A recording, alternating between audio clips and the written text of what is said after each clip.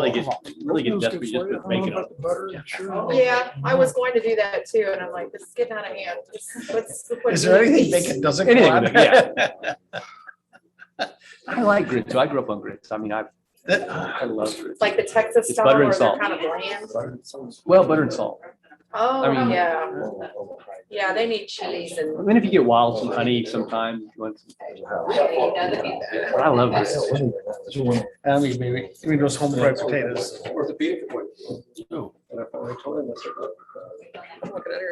Yeah, my wife likes grits, but only when it's like marlin and shrimp on top and way expensive. Well, Yep. It needs to have shrimp Glad you're back. and lots of cheese and butter and white that's right, pepper. yes. They pulled the June permit in. Come on. Oh, okay, because they had everything in. I Yeah, missed, so we pulled it. We're still gonna run the public hearing. Not Palmia, not Parkwood. Oh, so Palmia, 2.1. So Palmia was pulled. Yeah. not the June permit. So we're still doing the I was public hearing for it. We're still doing the public hearing for it.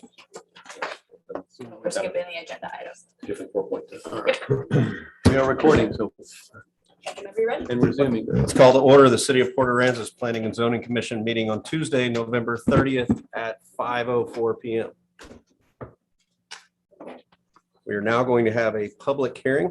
The Port Aransas Planning and Zoning Commission will conduct a public hearing on the following. Please limit comments to 3 minutes or less.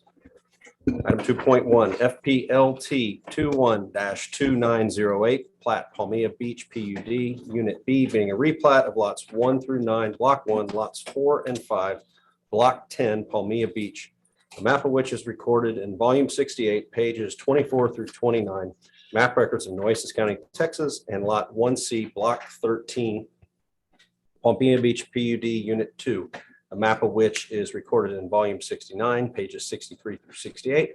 Map records in Nueces County, Texas. Applicant KM Beach LLC, property location 3900 Highway 361. Would anybody like to speak on FPLT 21-2908? All right, moving on to 2.2. Flexible development, FLEX 21-2858. Applicant proposes to increase density and reduce front and side setbacks to 10 feet to accommodate PAISD workforce housing. Applicant proposes to prohibit short-term rental in perpetuity.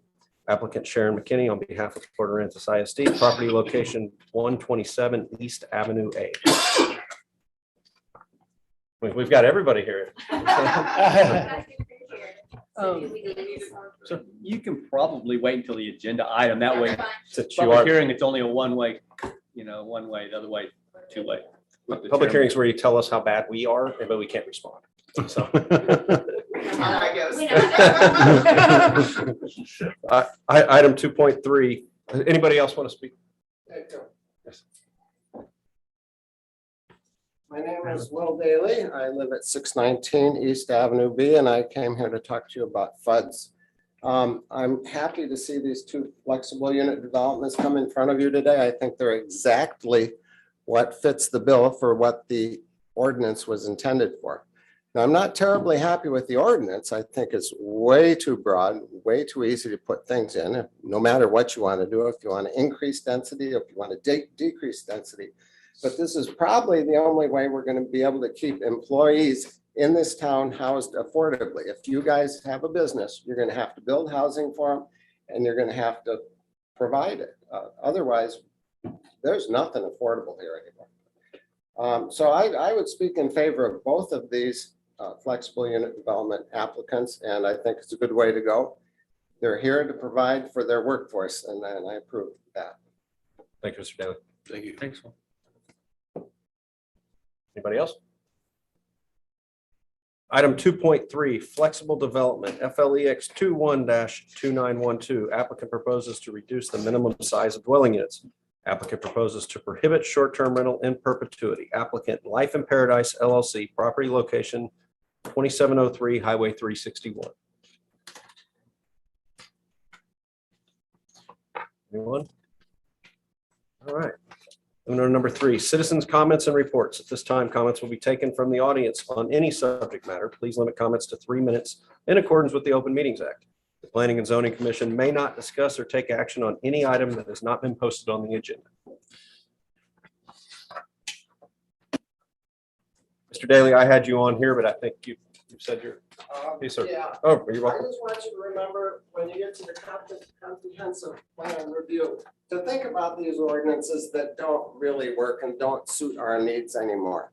And this one is terribly written. It really needs some attention. So if we ever get to the point after a comprehensive plan where we rewrite the ordinances to take care of the deficiencies we find in them, this is certainly something that you should put a little tag onto. And one of the things you should address. But thank you for your time. Thank you for your work. Thank you.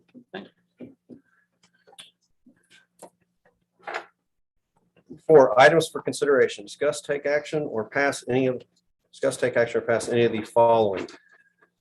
Item 4.1, discuss and take action on the minutes from Tuesday, October 26, 2021, Planning and Zoning Commission meeting. Did everybody get a copy of these today? Yes. Did everybody have a chance to review them? Yes. Was there any exceptions that anybody found? Motion to approve. Second. Nick Lorette, motion to approve. Mike Down, a second of the motion. Barney Farley, Yes. Nick Wright, Yes. Mike Dayon, Yes. Leslie Smith, Yes. Marty Bailey, Yes. Craig Scott, Yes. Matt Schneider. Yes. Motion carried. Item 4.3, discuss and take action on flexible development FLEX 21-2858. This is applicant proposes to increase density, reduce front and side setbacks to 10 feet to accommodate Port Aransas ISD workforce housing. Applicant proposes to prohibit short-term rental in perpetuity. Applicant Sharon McKinney on behalf of Port Aransas ISD, property location 127 East Avenue A. Thank you, Mr. Chairman, Commission. So this ordinance, right, wrong, indifferent, like it or not, provides a much needed avenue for exactly what you have before here is a way to look at a public benefit, and you recommend and city council decides whether the benefit is worthy of the ask. In this case, certainly I can tell you off the bat, staff recommends that it is and would recommend approval, but the background is pretty self-explanatory. A lot that the school district was able to purchase, which in itself is an unusual and rare occasion that the lot just happens to fall in a location, especially nowadays, adjacent to the school, that provides the opportunity for them to even provide the ask that you have before you. But it is pretty straightforward. They are looking at the ask, of course, is some reduced setbacks because the site is in itself a little bit unusual. There's some dedication that's required because it was never platted. So the road dedication, as you guys know, is always extracted at the time of platting. So part of the property goes to that road dedication. Right, and the plat previously approved with that dedication. So, like I said, this does provide for exactly as it states, much needed housing for our district and their recruiting efforts. I think if more than anything, because as we all know, and we've all talked about at length, the availability of that type of housing is hard to come by and probably decreasing much faster than it's being created. So not much else to say. I know the school district is well represented here with our superintendent and a lot of her administrative folks. So they're certainly here. There is one other ask that's part of that. And again, you guys have seen it all, and I'll shut up here in just a second and let you ask a question. But the ultimate plan is to build ultimately 3 units well, 5 total, 3 initially, and then the additional units as they come about. But to use two of the sites, at least in the interim until the other sites can be built, the other units be built, perhaps for RV site. So parking, of course, isn't an issue in this instance because they have the adjacency and availability of all the asphalt there that you guys know being there on the physical plant there at the school district. It is intended to be transitional, I think, and it's stated in there too. So this isn't a long, although it's long-term only restricted, it's designed to create that transitional housing for people to get here, for them to be able to hire them, have a place for them to light until such time as they can find one of the new apartments, a house, anything that, again, as we know, is a little bit harder search. So that's really it. I'll shut up, let you guys ask any questions. And of course, the district is here to make their case if necessary. What are the setback changes? So David and I looked at what was needed to build those 5 units. The front setback is going to be off of the actual school parking lot. So they're asking for a reduced setback of about 10 foot there. So a front setback off that parking lot of 10 foot. You'll still have the 10 foot off of the art center side. And rather than have a 15-foot setback from that Avenue A side, reduce that down to 10. And so there's no, the front especially, we're a lot more cautious on a front setback reduction. In this case, it's the adjacency to the parking lot. So there's really not any impact in our opinion. And it's most widely, it's best shown with the house that was there prior to the hurricane and to the Sportsman's Lodge. So the property line is now somewhere in about this area. Oh, I'm sorry.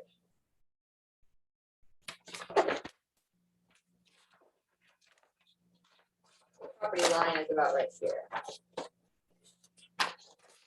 So they're asking, I mean, they're going to even be a little bit further back, but all of these prior to the hurricane, prior to being replatted, were built well into what should have been a city right away.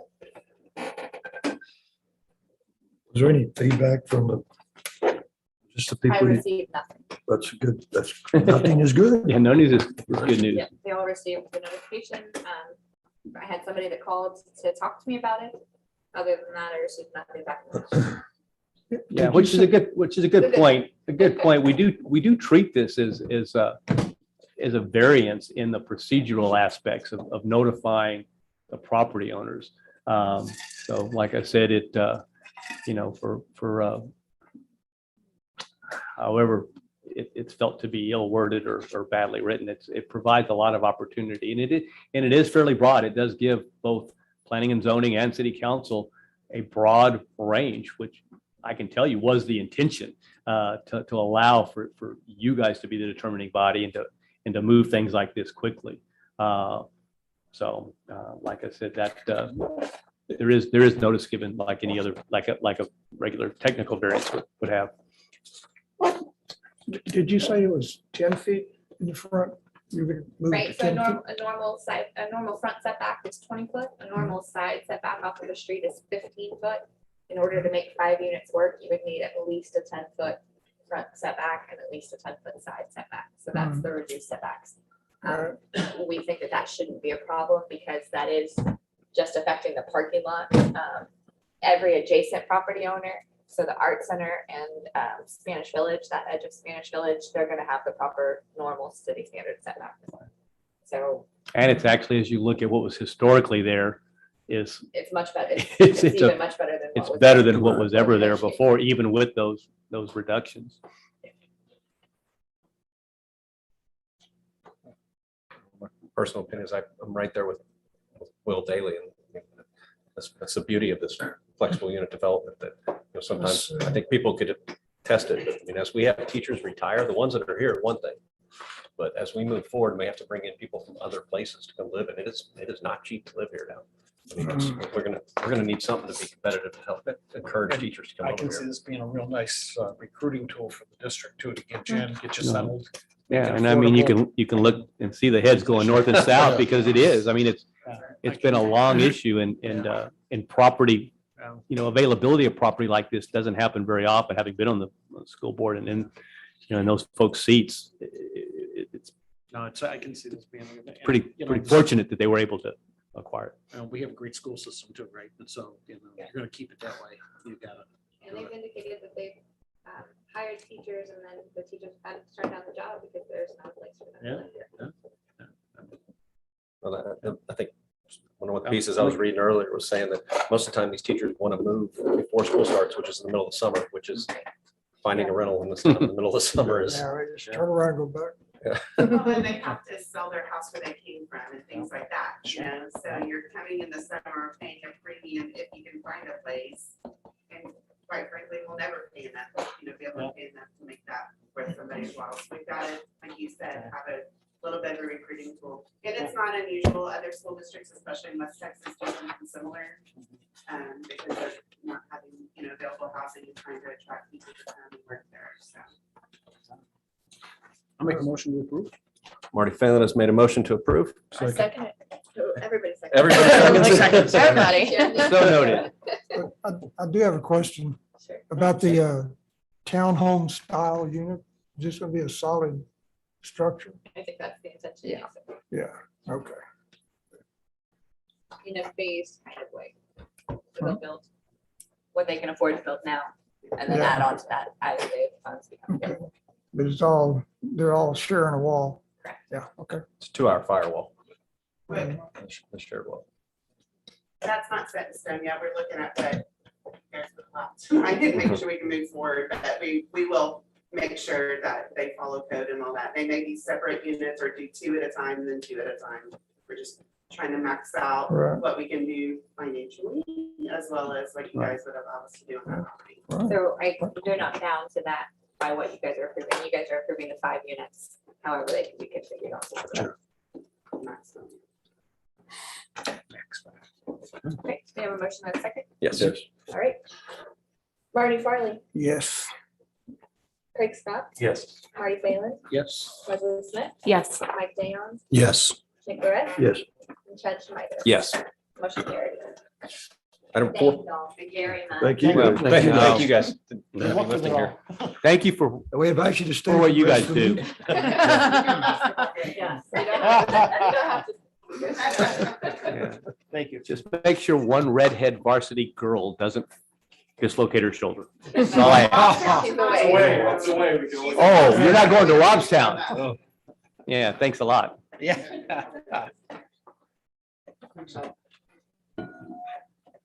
Bye, guys. Drive safe. Good luck. Go Marlins.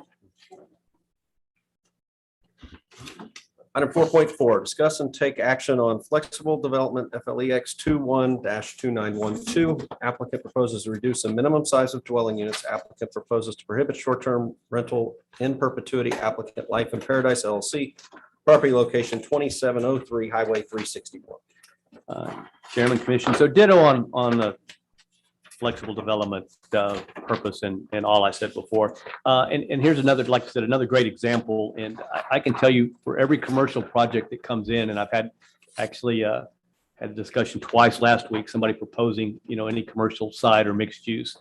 I absolutely always encourage them to consider this very thing that this applicant came and actually proposed on their own, which is housing, the very employees that you're going to need that are critical to, the commercial operation. And right now, of course, our and again, this will be revisited as will a lot of things, but our minimum dwelling unit size is 600 square feet.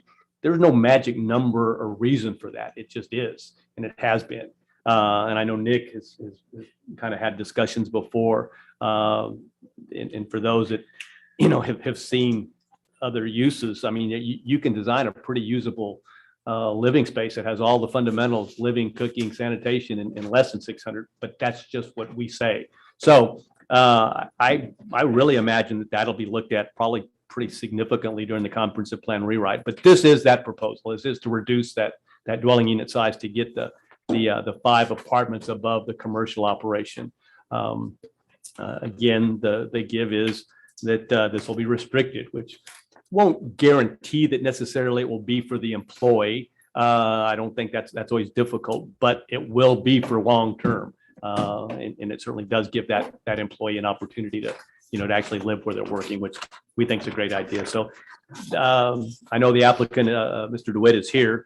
If you have any specific questions, but that's the long and short of it. The notice to property owners came back with again. I got one phone call this morning to discuss it.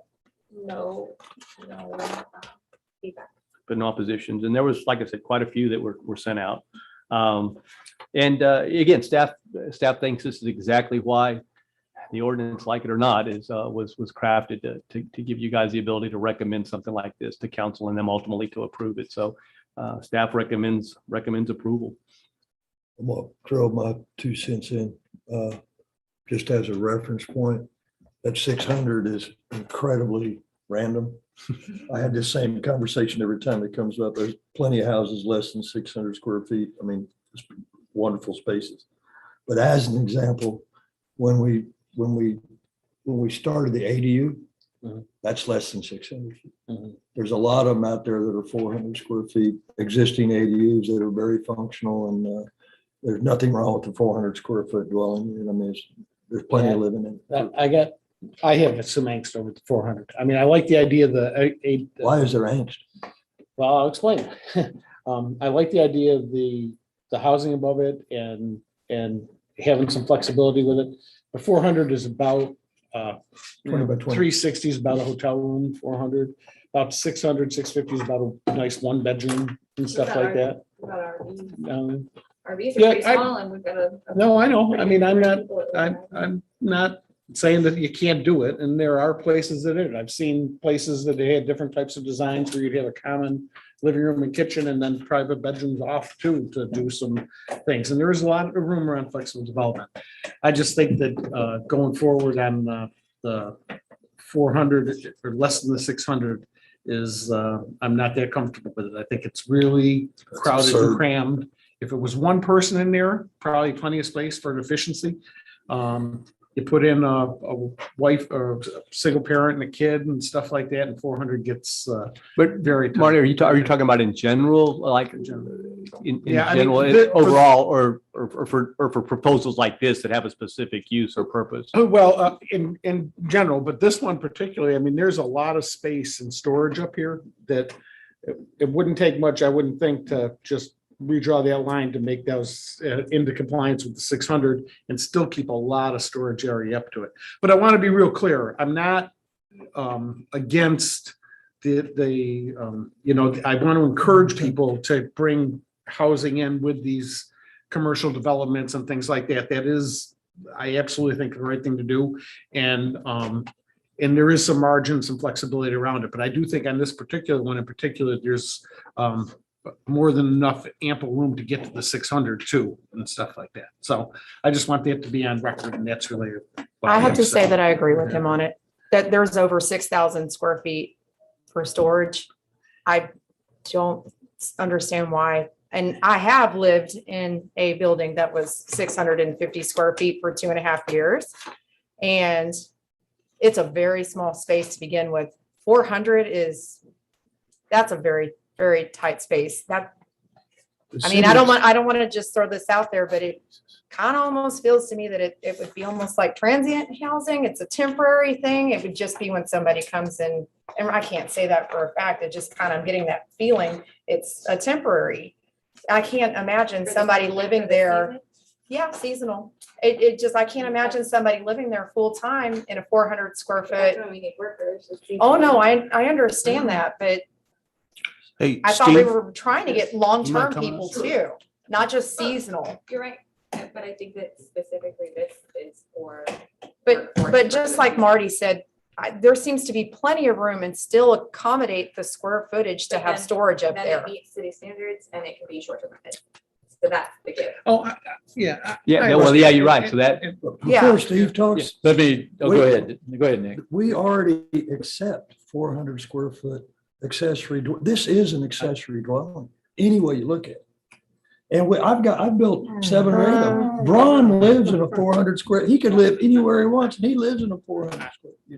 It's a very nice quality of life for the person that chooses it. Sandcastle condominiums, the 1 bedrooms are, I think, 487. Spanish Village. I mean, we are not here, we're not experts. No, what's the layout, Steve? Okay, so, the mindset here is I already have like 2 employees. One is single, the other one lives with his girlfriend. Mhm. I bought an RV for those 2 to live here on the island, to work and be here when we have a need at night or anytime. They're great employees. The other one lives with his parents. And I have another person that will be moved from Corpus. So most of them are single people. And kind of thinking designing it more after Seabreeze condominiums, which we use for long terms over there because they're really like an RV and maybe a little bit more roomier than an RV. But I don't have any plans at this point to really have families. It doesn't fit for a family. It really doesn't. I'm thinking more, and we do have some other plans at this area that we're going to develop. And I really want to have several 2 to 3 bedroom units, not on this particular plat, on a different spot where it will be the same thing. I have no intention of any short-term stuff. I have my college age grandson. I talked to him in Thanksgiving. I said, hey, how many people can you bring this summer? Because they fit perfect to be seasonal employees and maybe have 2 guys in there like a hotel room. So that's kind of the mindset. Yeah, I want to applaud you for doing it. I mean, from the bottom of my heart, I want to applaud you. But as time goes on and you take this and it gets sold, you know, 20 years down the road and stuff like that, that's my angst with it and stuff Sure, like that. no, I get But that. you know, it's locked in perpetuity when they ask for this. That's it. What's that? I'm sorry? You know, it's, I mean, when he comes in and he gives up that short-term rental ability in perpetuity for these units. Yeah, he does. But I mean, the idea of the 2 guys bunking in and employees and stuff like that, that's really, that is ideal for this and Yeah. stuff like that. But to me, it doesn't fit for a small family and No. things like that. And But it that's goes not up- the target demographic, I right? understand Yeah. that today, but in 20 years, it very well, maybe when it They would rolls make over, that it's choice, my, I mean, but- as a small family, I can't imagine that they would make the choice to live there. Maybe they won't have a choice when the Over the housing gets so commercial space. unaffordable. And then if it's not there, they have no choice. Yeah, Right. but Steve, so in 400 feet, you have a queen size bed Yep, most likely, we will that's probably walled put off. double bunks in one for, or maybe So 2 2 of them beds. for, So- for college kids that come Yeah. season out, or if we use J1 workers, maybe. I Right. don't know. I bought in a condo at Rances Harbors for that mindset and COVID hit. And so now it's in the short-term rental and it's probably going to stay there until I decide to do something different with it. But I really need housing, you know, and, you know, I've been working with the short-term group, you know, trying to see if we can formulate some ideas to make it a better quality of life here in Port Aransas. And the only way to make that happen is have people that are living here to help you run a business, you know, because things happen at night, weekends, and that's when I need the people. I need them here on the island. I don't need them in Corpus or anything else, you know, and I live here. Probably half of my people do live here. Housekeepers, for the most part, they're going to continue to come across the ferry. I mean, or down the long haul highway. I mean, that's just the way I think it's going to be for now. So in the 400, you have a kitchen, Yep. You have a little dining kitchen, area, It'll have, you have a living area, you have a Yep. bunk room, and you have a queen size bed. yeah, I'm working with Taylor Mock with Island Architect. He's helped me try to design it to be the most efficient, comfortable, you know, little space that we can make it. We do have that additional space in the back. And I tell you, it's, you know, I'm not in the vacation rental business. I'm in the laundry business, you know, and that's what it's hard for people to understand how much laundry it takes and how much time. And these people are also in there. So, you know, this is what I'm looking for. That's our mindset. And like I said, we're going to build a regular office in front of this complex, this building. Taylor has designed it to be out front to put the parking and everything right there on 361. And I'm not sure that we don't probably put a couple of apartments, if we can get that passed, above that particular building. But we do have another thing that we're working on too, that will be for maybe a family or 2. And I have seen, like, we were out in San Francisco and they had, like I said, a community room, if you will, and Yep. kitchen and stuff like that, and then off for the employees and things like that. That, I mean, there are creative people that can get away. I just offered to consider Sure. to make it to the 600 and stuff like that. Yeah. And it'll be up to the city council, not to us or to me, right? Absolutely. But I do want to commend you for Sure. going Thank you. down this path from the bottom of my heart. 'Cause Well, you're the we're right here guy. long term. It's, you know, I bought the business from my mom years ago. I've been running it for a few years and my kids are both, I've got a daughter, once she gets past the HOA over at what's the gated community there at Island Moorings around the corner? La Oh, Jolla. Once she gets all that done, she's gonna be breaking ground and she'll be a permanent resident here. And so they'll be taking over. So it's a long-term investment. It's a long-term plan that we have as a company and as a family. I commend you highly. Steve, did you design these as with a certain number of people in mind? that you No, think it you know really- You're gonna need? My mindset was 1 to 2.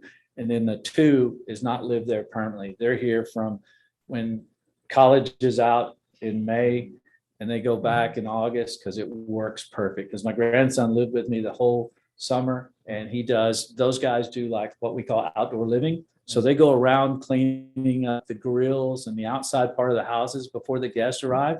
And I had 2 or 3, in fact, I had John Bowers was doing that as well for us. The guy ran for a constable. And so those people are needed and to find somebody to do that kind of work and be here is pretty tough. And so if we're going to make it a good place for guests to come and tourists to come, we got to solve this problem. Do you anticipate having 5 people working for you and living here? That was my question. 5 people to work for me? Yeah, well, yeah, you have employees, right? Yeah, I have, And then now you're adding on to laundry. yeah, so I already have that here, and I also have a place at Island Retreat that we rent. So I have in excess of $2 million worth of employees. And so we have a lot of people. That's cleaning, that's every piece of it. 20-something of them have health insurance. And, we try to provide a pretty good living and our turnover is pretty small. And I don't know if the question is, but I think maybe the question is, do you have more demand for housing yeah. from employees than you have 5 units? years. Oh, yeah, there's no doubt. And I think that would, as I have space and I'm able to create, if I can acquire some additional land to do this, which I have a plan in place, we will add more of that. Yeah, And- I agree that 1 person or 2 persons, if they really like each other, can live there. You're definitely cutting out 2 people with a child, but Yeah, It's a bit I mean, much. But it's, that's, 10 people possible or yep, that are living here it helps. because of that. Yep. So it's good we're talking about it. How about some compromises? How about their not 600 feet, 400 feet, but 500 feet, and then you get 4 of them. Also, seems to me you could take 2 of these and turn them sideways and then end up with 7. Right. And I hear what you're saying, Barney, and I'd like to make them as big as I can, and that's going to happen. But here's where it gets crazy. If you ever take a look at what we store in toilet paper and paper towels, you'll be shocked. I mean, it's pallets of this stuff. And then a year like the last 2 years, you better have it because it can't be delivered. You better buy it early, spend a lot of money, have it, or you might not have it when the time comes. And so that's the reason for that storage. So you're storing for your entire business? Yeah, I mean, it's pretty much that's, between linens and paper goods and shampoos, and it's just a lot of stuff. I think there's enough young people who can do this. Really they can live in the 400. Oh, yeah, the 2 guys Probably that I've bigger had than what they mindset used right to. now, Yeah. they're very happy to It's think the about new it. trend. I mean, my husband will tell you, I watch tiny home shows all the time. And they live in 200 square feet, Kids can 300 live square in. feet. and There's- it's there's- doable. There's been 10 built since Harvey that are 400 feet or less. The ones at Castaways are less than 400 feet. I built those. And there's not a person what there it is. that doesn't say Yeah. grace about Look at that. having You the should- privilege Marty, of you it for the should price. walk those at some Yeah. point. I think And I then will. there's The day I finished, the day I got the CO, there were people lined up moving in Yeah. and a lot of them worked for the restaurant, but And they've you never have had to vacancies. reference it to an RV. I mean, most RVs are 400 to 600 square feet. They've all got their own air conditioner and it's a ducted mini split. So it's like a central unit. It's not just a bad high humidity wall unit. They've all got their own bathrooms, kitchenette. I mean, it's. How many built as units the- do they have? Is it 2 or 4? There's 4. And that was a flexible development that was previously. Yeah, I remember when approved. they did that. And I don't That's a think there's great been a idea. vacancy So for really, longer than a they're couple pioneers. hours. And Any it's point all in for there. his employees. And how big are those ones? They're 200? 365. They're like something an like that. efficiency, Marty. So there's a living room, a kitchenette, a bathroom in the middle. You walk down a little hallway, bathroom, and the bedroom on the backside. What's So the there's a place, niche- what's there's a the place niche. across Spanish Village? Spanish Village. Village, they've got units. that Those are have- 360 square feet, the ones that the original. So you're going bigger than that. I did have a question though, because I was kind of under the impression that for the flexible unit development, it was, the idea was for it to be a benefit to the community, not to, no offense. Sure. But not to just a business owner. And I kind of feel like that this has the potential to get abused down the road. How That's, so? well, I see other people coming to us when small units and I just, Well, but here's the rub, is that he puts 3 in, they're 600 feet, he short-term rents them and he has 3 times the number of people. The give is that he's given up that right, which is probably more financially beneficial forever That's certainly, to that's the put an culture. efficiency housing in there. I mean, that's the give is that, Increases density. and that's y'all's decision. I mean, is it better to put 3 more Increase short-term rentals or to at least create Yeah. 4 or 5, however many that can only be long-term? In addition, Have to be. we have the problem with shortage of affordable and long-term housing. We, instead of the public and the government and taxpayers paying for it, we need like the businesses to solve their own problems. And that's what businesses The should do. private sector. You got a problem with getting people and recruiting people, build them a house, and you can probably recruit and build them. I mean, People love to live. I think our efficiency apartments at the new places aren't 400 square feet. They're Over 600. at the Palladium. The efficiency, because they have the 1 bed, they have. They're 600. I only know that because of our wrestling with the international maintenance But- management thing. So, to your point, so back in 2015, when the workforce, like the city started a workforce housing committee to try to look at this and try to tackle how we could help. And this ordinance specifically came out of that as a way to promote businesses to do exactly what Steve's doing. So I think it was always the intention of the flexible development. And if you go back and read those minutes and listen to any of those meetings, I think that point is probably well made in all of it. well, I'm just the thing that's getting me on it is it's stopping short-term rentals in perpetuity, but in essence, that's what it is. It's just temporary. It's just for housing for them during the summer. That's not long-term rentals. That's not someone living there for a That's year or workforce two. But housing. that's the workforce nature housing of Port piece. Aransas is so many Yeah. people live and work here. Well, during I the can summer. tell you the 2 that are going to be permanent. One that's been in an RV since, I don't know, I got that in February, I think. And so he's here. And what's that square footage of the RV? It's pretty Well, small. RVs can't be more than 400 feet. No, it's not that big. Yeah, It's I mean, just a they- little 200? small. Yeah. Maybe? But those people are really what I'm looking for is because we do have a lot of young people. And that is, I don't even think about it for a family, not even close. But the other part is the seasonality and this business is seasonal. I mean, that's what you've got to prepare for is try to create a place for people to come or you just don't have the workforce. Yeah, I think it's essential, absolutely necessary. So I have a mixed mind Even on if this they're 400 a feet. little bit in that, the ordinance does say 600. And there are places that are less, I understand that. But is it going to be, is 350 going to be their bottom number? Is 200 going to be our bottom number? There Is shouldn't be a something- lower number as Huh? long as it fits building code. And that's. So 100 square feet would be okay. Well, No, here's no, the thing. you couldn't get, it couldn't be a dwelling unit in 100 square feet. What's the minimum that a dwelling unit can be? Well, I do it in my head. You need 100 feet for a bedroom. Okay. 120 for a living. You need a little kitchenette, Actually, you said for the- 70 for a bedroom. You need 5 by about 2 by 5, 10 feet for a kitchenette. And the rest is dinette and living room and a bathroom. You just have to be able to, code says you have to provide Well, you have to just fill in the blanks. It's not a. sleeping, The rules sanitation, are already and in the cooking. building ordinance. That's, sleeping, sanitation and cooking, you have to have all those elements. and the code specifies minimum size. I think maybe it's 3, I think maybe 3 1/4 or something like But that. don't quantify it because Yeah. that's not the point. No, but the process wise, and I'm a big process guy, right?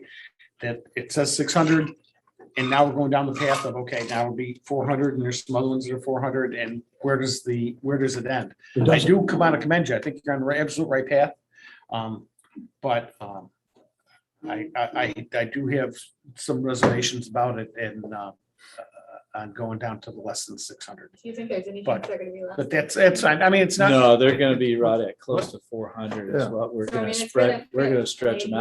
out. Yes. And the city 300 less endorses than 400. Yeah, my square foot. primary ADUs. focus was to get the blessing of the city and then have Taylor finish drawing and mocking it totally up.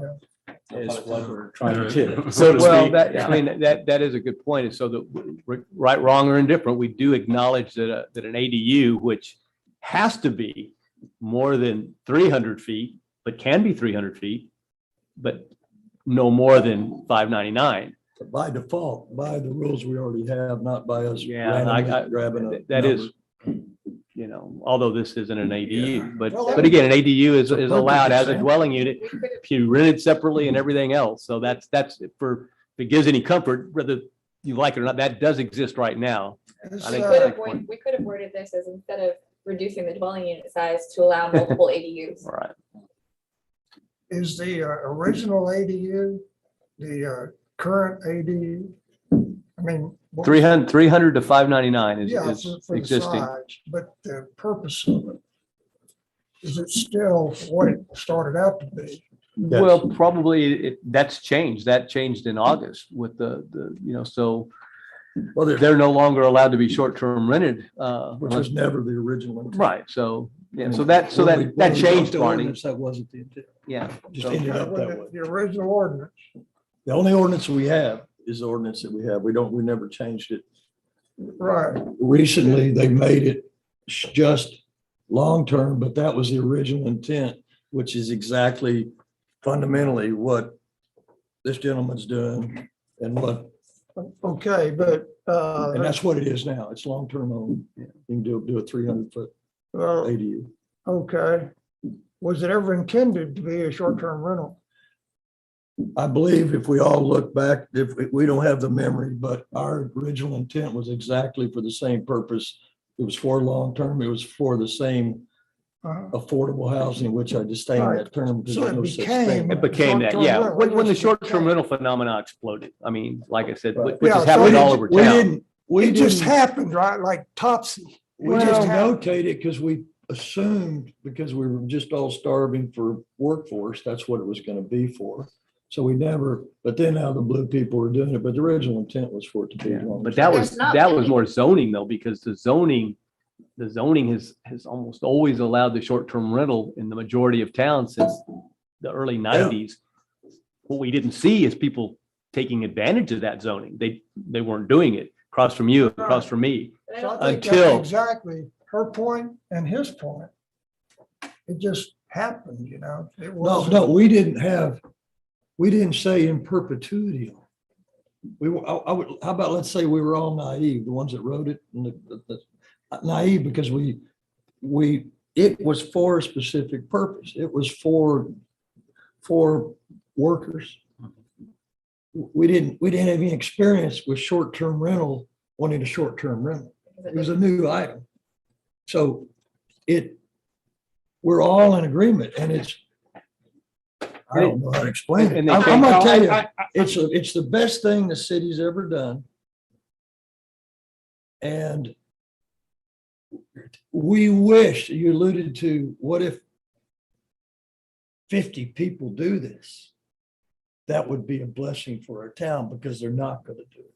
You know, there's not going to be an overabundance of these affordable rentals, you know, for long term. I'd like, I commend Never you gonna happen. wholeheartedly. I do. Never gonna happen. For doing this. I do have some reservations though in terms of the size and that's really it. But I don't want to solve that here. That we can talk about that. We're going to redo the comprehensive plan and we're going to go forward. Maybe we can tighten some things up and I can address it that. I don't want to hold your issue hostage to that.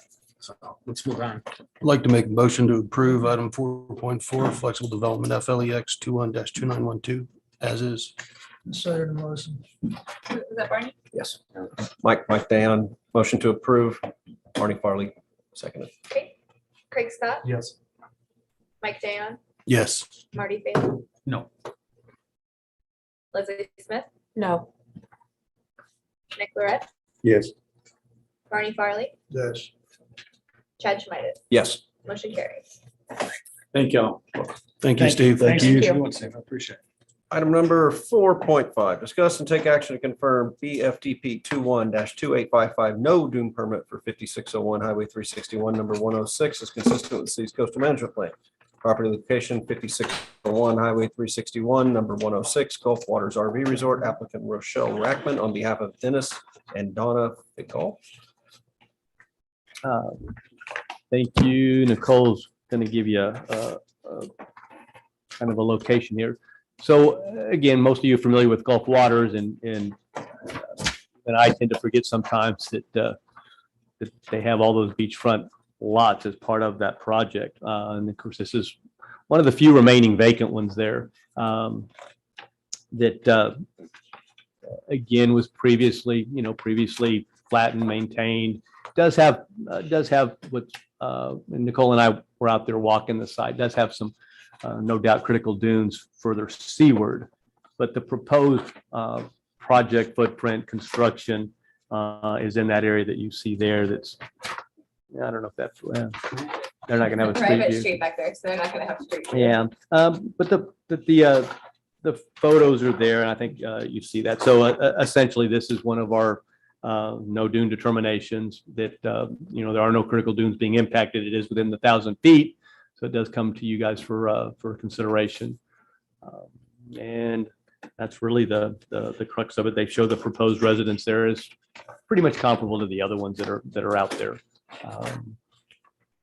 And again, we always look at really our first prong is comparing this with our coastal management plan for consistency, and it is consistent with the coastal management plan.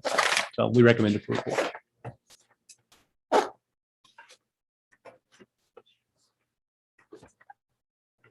I'll make a motion to approve it. Second. Marty Phelan has motion to approve BFDP 21-2855. Mike Dunn has seconded. Leslie Smith, Yes. Mike Dayon, Yes. Barney Farley, No. Nick Lorette, Yes. Marty Phelan, Yes. Craig Scott, Yes. Chad Schmidt. Yes. Item 4.6. No discussion. I stiffed you, Dan. I'm sorry. Well, never mind. Item 4.6, discuss and take action to confirm BFTP 21-2824 dune permit for 849 Park Place is consistent with city's coastal management plan. Proper location 849 Park Place, applicant Orlando Ortiz on behalf of Christopher and Christina Harrison. Thank you, Mr. Chairman. Are you gonna give me that? Oh, I'm sorry. Sorry. So again, I think probably most of you are familiar with Park Place. Actually, it's another long established subdivision in Port Aransas off of 11th Street. This particular application, though, does have an impact to some of the critical dunes that are seaward of the particular lot. And I know the applicant's engineer is here too for any technical questions or any discussions there. But there's Nicole's got the site there of the property on the cul-de-sac, and obviously the critical dunes become apparent there slightly to the seaward side. You notice the other properties when we go back to the aerial that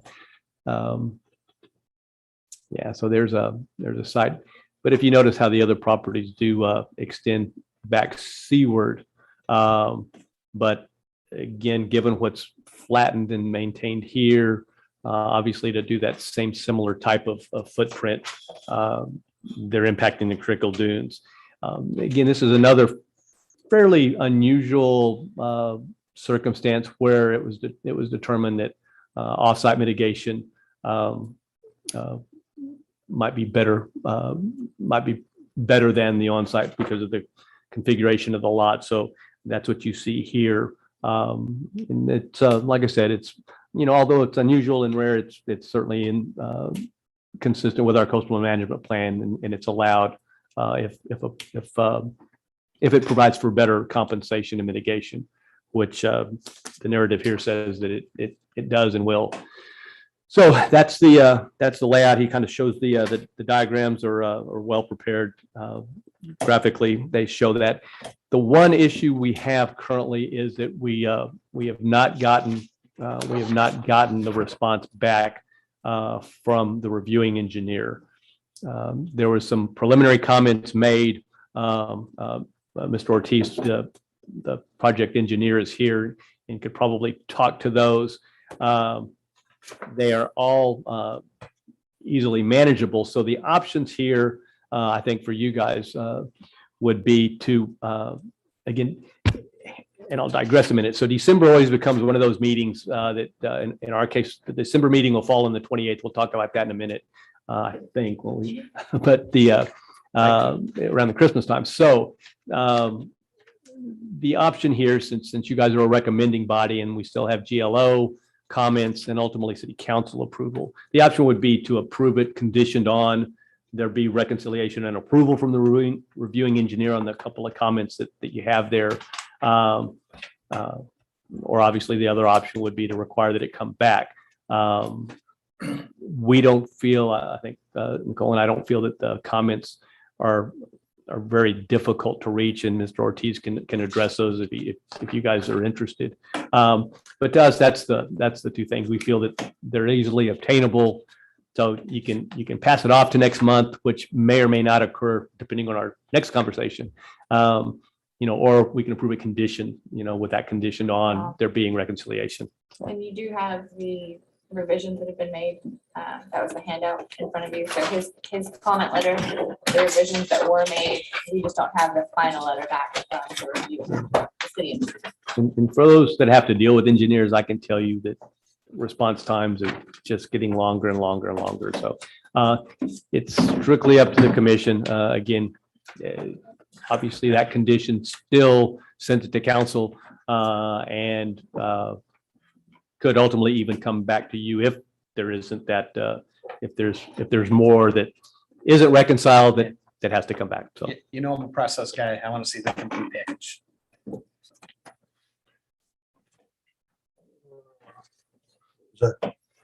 They will be going further back than these other houses. They have to because of that cone. well, like I said, They don't have to. They can do it. Yeah, that's what I was mentioning is I think this proposal kind of has them consistent with those other properties as far as where they go landward. I mean, where they go seaward of the area that's already. This And diagram. it's on page Yeah, 20. he's got it. Yeah. Yeah, when I drove by there, there's a couple of houses here that with this steep, they're very steep in the back of the house. You can't go walking on private property, or I would. And I wanted to see what the other houses look like and what they were up against. But this guy's pushing himself way back there,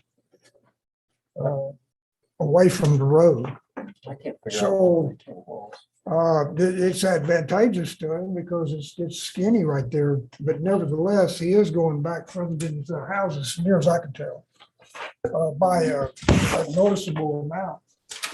So it makes Oh, I there's a wonder if he retaining actually wall. has to do that. It's But like it's right here. then also I think that's looking about like Yeah, that is here, a steep hill right there. Oh, yeah, you're right. There's Yeah. another retaining wall. Yeah, it's where that fence does, that little bitty fence and the dots almost on Yeah. Right here. yeah, And of course, he has all the amenities there in the back, which adds to the, Yeah, that's what I was wondering. Why the It adds pool to and the the depth. deck and the cabana, when we're talking about dune mitigation, it just seems to me that it maybe aesthetically, it wouldn't have been necessarily as desirable, but it definitely would have done less damage to the dunes, I think, if it would have been located to the north of the property. That was the first thing that jumped out at me. It kind of feels like a reach. Yeah, Like it- well, yeah. again, just remember, I'm compelled to point out that when you Yeah. talk about these dune permits and you talk about compensation and mitigation, Yeah. as we've said, sometimes we can place that material, or engineers can determine placement of that material is even more beneficial than where it was. So Oh. I know what you're saying, that there is an impact, but keep in mind, for every impact, they've got to be able to demonstrate that they've compensated accordingly. And that process is reviewed, not only prepared typically by an engineer, but then reviewed by our guys for us, to say, yeah, it is. And there's occasions where they come back and say, no, we don't agree. And that's part of the reconciliation that we talk about back and forth. Yeah. What is, Well, ultimately the GLO, always steps Here, in. you can have that. I'm not looking at it. what does reconciliation consist of? Well, just so an agreement. In other words, what between Mr. Ortiz as the project engineer and our engineer that reviews these things on our behalf for our benefit. So we've Like it's negotiation? very rare that we would take something to council or even bring to you guys without an agreement that everybody's on the Yeah. same page, especially from our reviewing engineer that, again, is looking out for our interest and kind of what Leslie mentioned. Well, Is they it, is do that the have- best use So and best placement? this is going to the reviewing engineer. It could be that tomorrow we get a letter back that says this is good. Well, and I have a question. I'm actually curious, just the neighbor, is that flat beside their pool? Where the Is sand- it- All that yeah, it's area? right there. It's- Yeah, that's, trough right there. Okay. It's a low spot. And It was our- So this was. it was part of their This was- I didn't get mitigation. the opportunity to walk So in. this was very recent. Their pool was very recent. I know that property pretty well. So it's pretty low. See that? This Oh, okay. This part right here is Oh, okay. real low, and then it mounts up again, where that guy's got a wall right behind his house holding that up. And then a little wall got put right here when they did the pool, but that was all flat. right So the there. dune's not as isolated as it appears. Right here, it just kind of runs up steady, and then there's a trough in the middle here where this thing, the whole water, and then that goes back to the RV part. So he did his flattening that way. This one here, It was already Yeah, I pretty don't flat. think he flat. the mitigation on this one was back this direction, it made this dune higher. The flattening was already This there. was already pretty flat. Yeah, it was the mitigation all went back over here. This picture is just showing you not vegetated. This is all revegetated. That was, This Right. picture was over a year ago. Yeah, That's all I think revegetated. that works. This guy has I think it's kind of an unusual case. You stick down in the street and that hill goes right there, slow and steady right It's up. really steep and big, so obviously you gotta chew something up to get a house in there.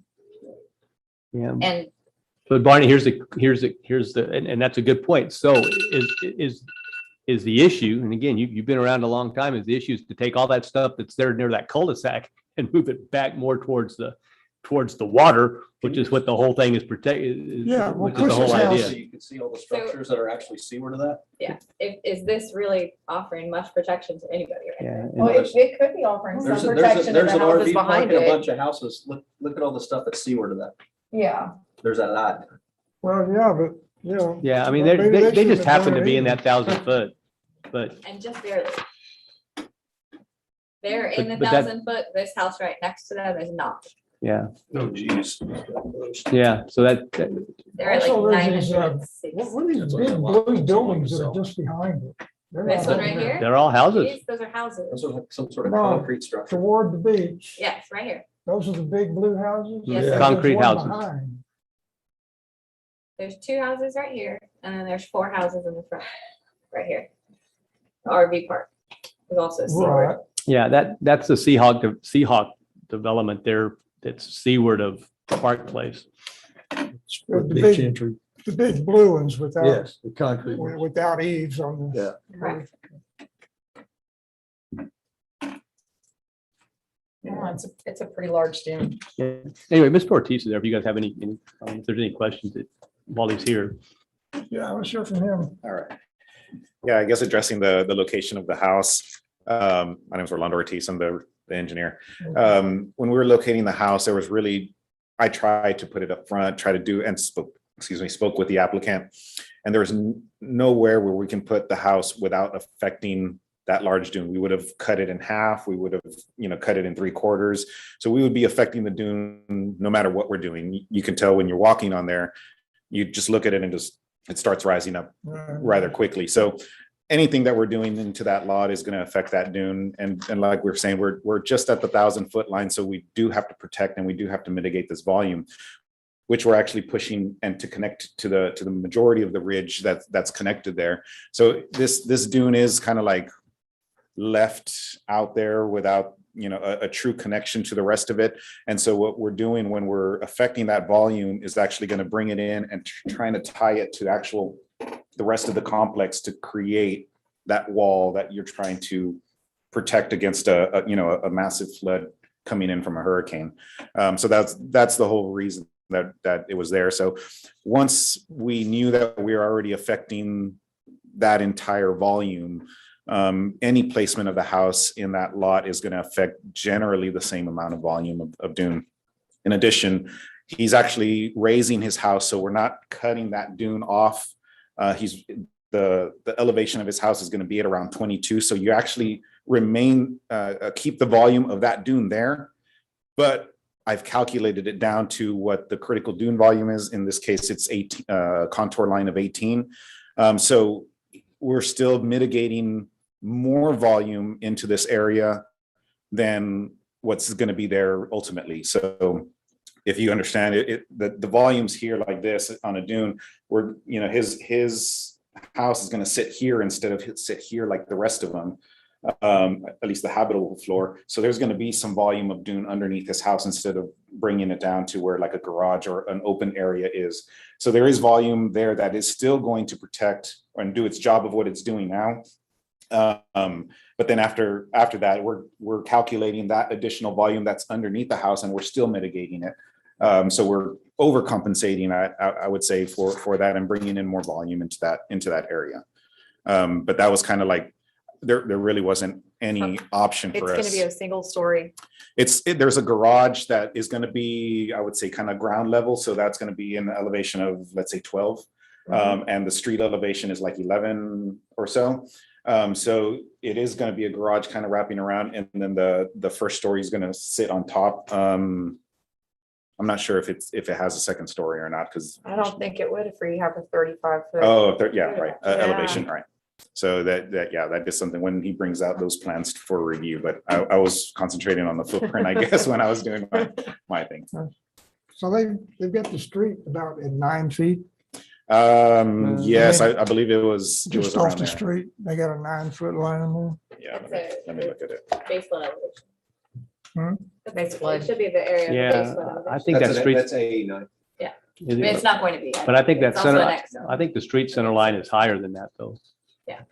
I think that street, Well, part of that, well, I know that coming into the street, that's all A9. Yeah, and I think that a big majority of that changes with the new maps Oh, that come okay. out. I live in So- that world. I'm half AE, half X right now. Yeah. So I get the force of the two. So he's gonna have to drive up the hill to. Well, on the right side is kind of, you'll have a little bit of a drive up, but it'll kind of wrap around. And Where they that wanted to little do that wall to is give showing. enough length, I guess, to make that elevation up.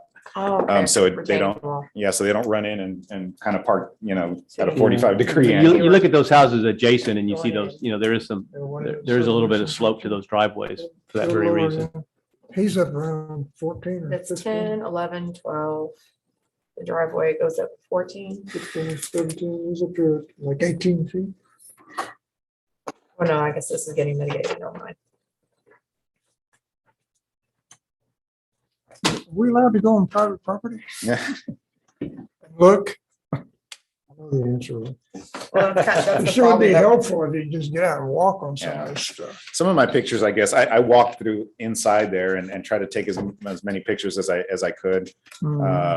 It's just, yeah, it's pretty vegetated.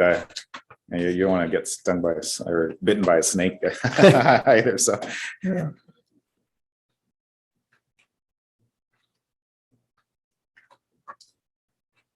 Well, let's go. What are we missing? We're missing the engineer conditions right now. Yeah. The engineer. It's just a- Right. Yeah. Basically, it was He was asking for a label on the mitigation areas and versus the critical dune areas. So we've labeled them on attachment 2 just to kind of give that critical volume and the mitigated volume and the surface areas as well, actually. So the RV park worked out a deal, because I've seen one of these offsite mitigations go wrong, but the RV park worked out an agreeable deal where they can mitigate onto their property. Yes, they were actually asking for additional volume on there, but I'll get I guess a signed letter or something like that from them. That way the Yeah. two parties will be, I guess, legally. Well, that's what Okay. GLO is gonna, I mean, Yeah, they're gonna have to have Yeah, that for GLO is going to GLO. ask for that as well. It's gonna require that. But there's no point in getting that prior to Sure. it being approved. But Sure.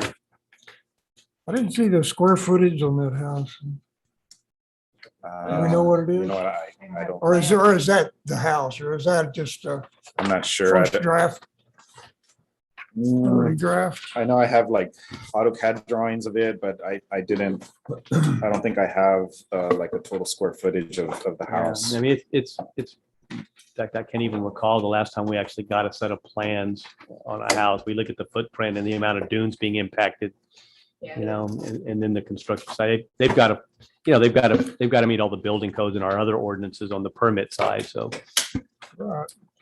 really at the dune permitting side, we just look at the impact of the dune. That's what this process is.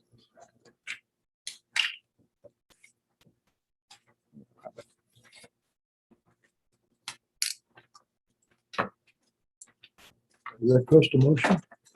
I will absolutely. Can I request a motion on, rattle this number off here, BFDP 21-2824?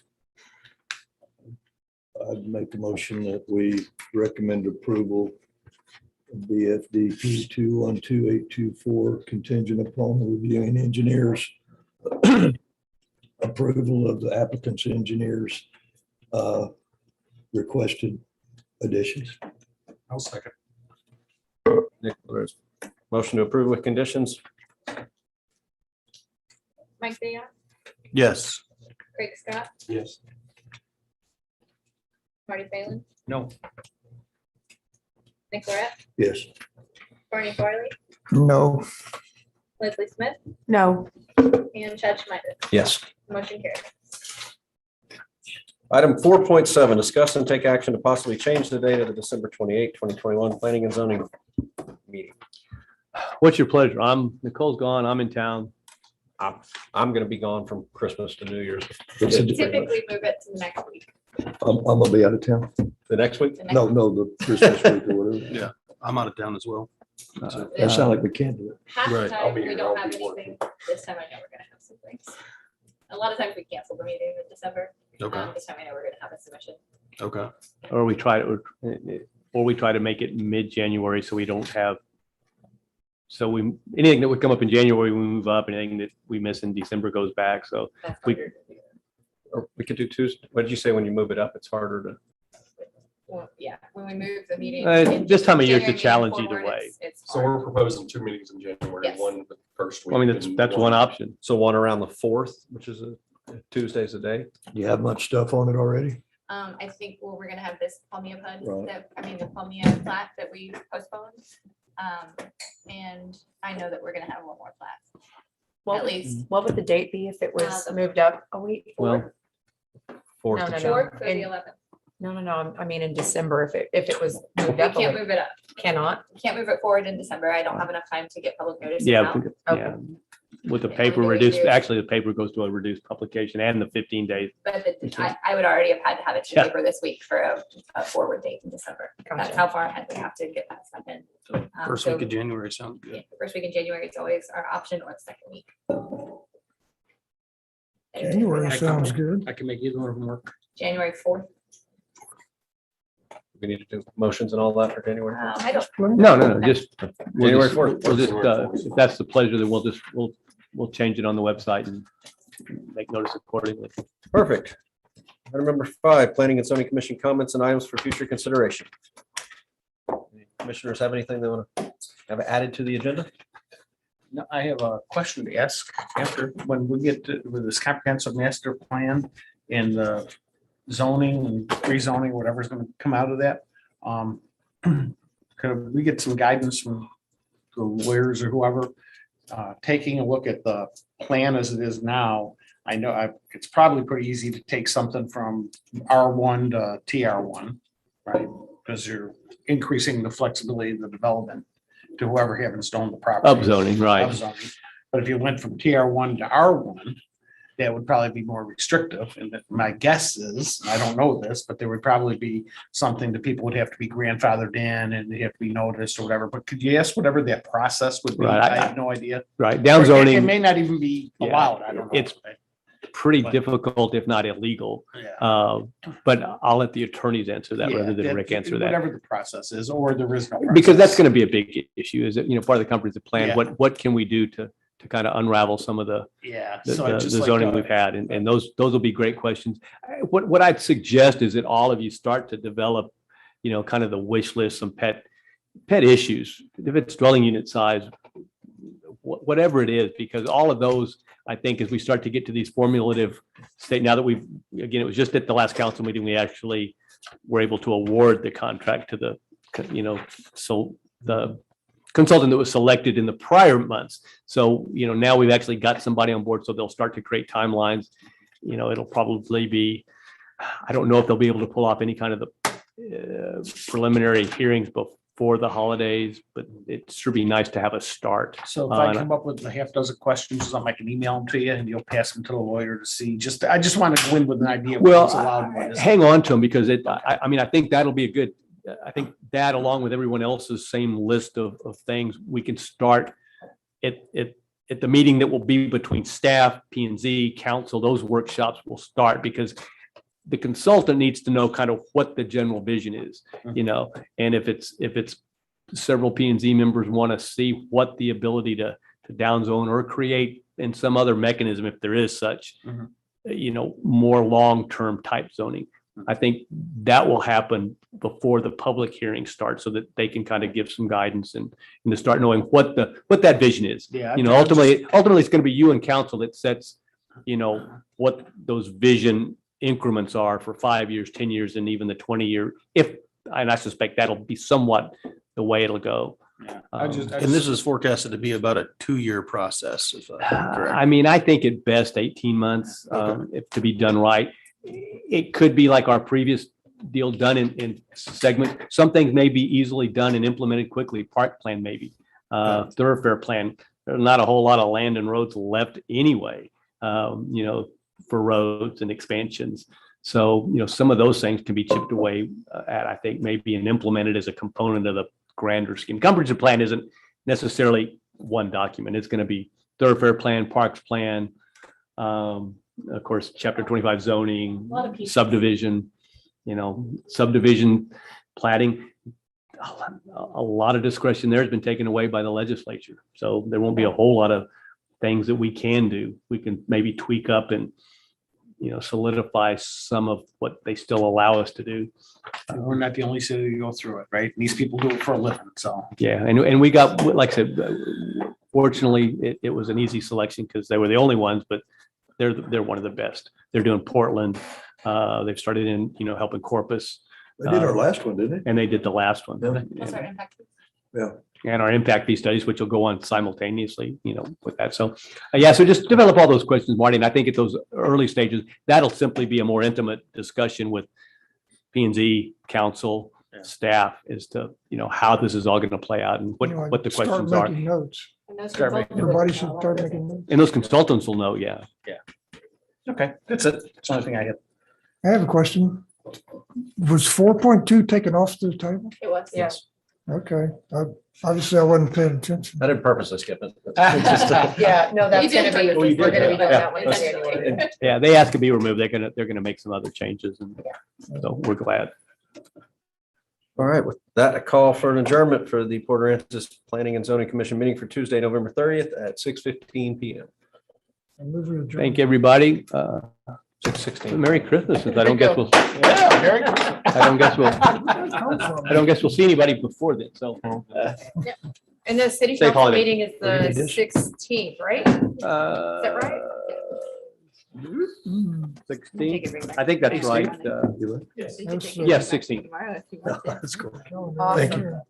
Appreciate it. Okay, Rick, how soon are they gonna start working on the parks?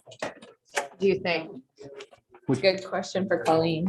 Is it? You can just leave it. I'll grab it. What, as far as, Oh, like just in what? general, because I just, they I don't are, know, I'm kind of interested in the development of oh, it. cool. They're, so what they're doing is they had money budgeted and they're going out for a separate, in fact, that's probably already out, a separate request for qualifications for a similar consultant that we have Okay, I've gotcha. for the whole So they parks have master that- plan.